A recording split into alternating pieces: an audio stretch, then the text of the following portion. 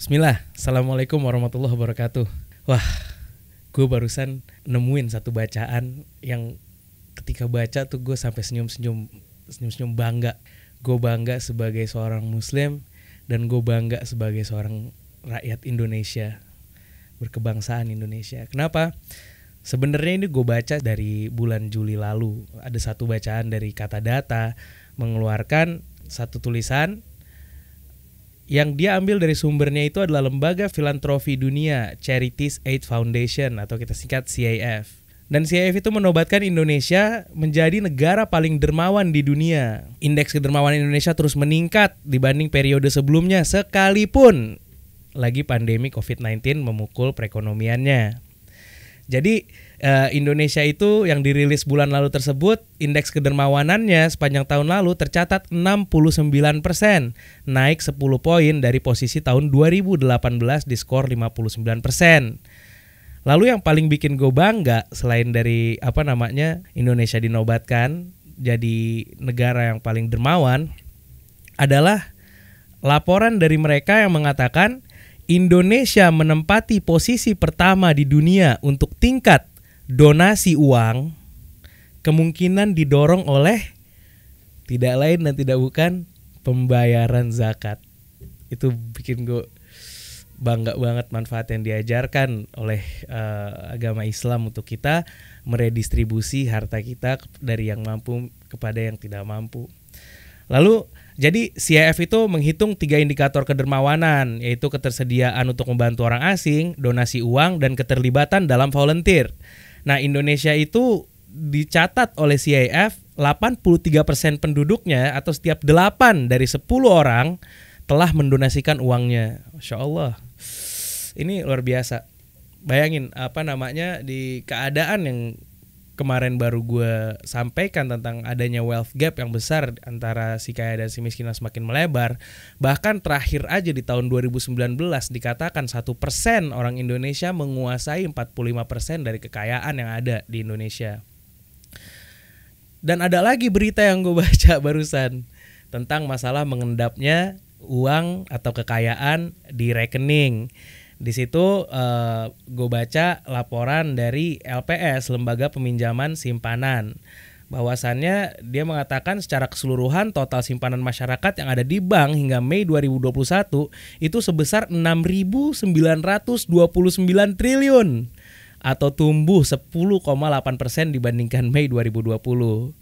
Lalu dikatakan lagi olehnya, artinya orang-orang kaya yang enggan belanja karena mungkin masih menikmati tidak lain dan tidak bukan riba.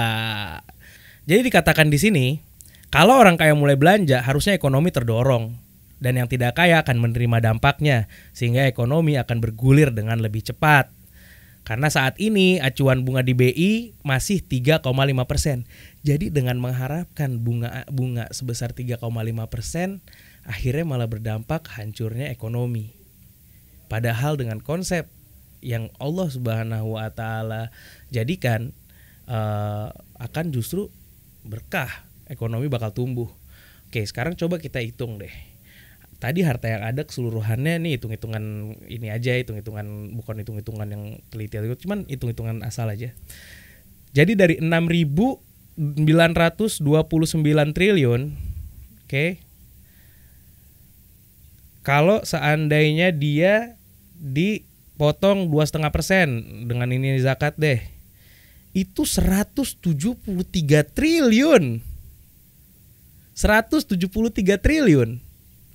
Bayangin, 2,5% dari harta yang mengendap itu kalau seandainya dipotong 2,5% untuk dibagikan kepada orang-orang yang susah, itu jadinya ada 173 triliun. Wow. Terus kalau seandainya kita cari sekarang berapa jumlah orang di garis kemiskinan di Indonesia. Nah, datanya adalah dari Badan Pusat Statistik melaporkan angka kemiskinan yang ada di Indonesia pada Maret 2021 terdapat 27,54 juta penduduk hidup berada di bawah garis kemiskinan. Nah, ini kalau seandainya kita bagi tadi 27.540, satu orang dapat 6 jutaan. luar biasa. Bisa ngehidupin mereka berapa bulan itu kalau seandainya dibagi per bulan. Mungkin pemerintah nggak perlu lagi hutang untuk membiayai kehidupan mereka gitu kalau seandainya ini terjadi gitu dengan konsep zakat ini. Karena kalau seandainya nggak maksudnya kita mengandalkan gitu dari pemerintah aja gitu, nanti pemerintah akan mencari memang untuk rakyatnya, untuk memberi makan rakyatnya dan untuk membantu mereka. Biasanya dari mana? Dari hutang. Hutang kemana? Hutang itu akan lari ke pajak nanti untuk dibayarnya kan. Dan ketika udah terjadi gap yang sangat besar, akhirnya ujung-ujungnya dinaikin wealth tax. Wealth tax orang kaya dinaikin, akhirnya ujung-ujungnya tuh harta keluar-keluar juga, ya kan? Tapi kalau seandainya kita keluarkan dengan pajak sama dibandingkan kita keluarkan dengan sedekah, gue pengen ngajakin lo imagine. Lo mesti bayar pajak, lo melakukan kewajiban lo untuk membantu negara, oke? Ya udah, lo gitu aja. Nih gue bayar pajak, gue sama negara diperintahkan untuk bayar pajak, wajib pajak, karena kalau nggak ada konsekuensi yang harus gue terima. Tapi kalau lo sedekah, lo keluarin uang tersebut, lo zakatkan, lo keluarin uang tersebut, lo sedekah, lo keluarin uang tersebut. Lo melihat sendiri dengan mata kepala lo, orang-orang yang lo bantu, mereka bahagia, mereka seneng, lo ngeliat senyuman di muka mereka, rasa mereka yang telah terbantu dari bantuan yang lo berikan. Belum lagi bisa jadi ketika lo tidur pulas di rumah, mereka lagi mendoakan lo dan pintu langit terbuka. Sehingga ketika lo menolong apa yang ada di bumi, maka Allah yang ada di langit akan menolong kita juga. Dan senantiasa Allah akan membantu orang yang suka membantu juga, insyaallah ta'ala. Jadi indah banget konsep ini, dan gue bangga banget menjadi warga negara Indonesia dengan konsep gotong royong yang udah mendarah daging di dalam dada mereka, dalam hati mereka, apalagi sebagai seorang muslim yang memang akhirnya terbukti berdasarkan laporan di CAF tadi, Charities Aid Foundation, Indonesia menempati nomor 1 rankingnya di dunia. Bahkan nilai 69% itu adalah 3 kali lipat dari rata-rata dunia yang berada di 19%. Sekian dari gue. Assalamualaikum warahmatullahi wabarakatuh.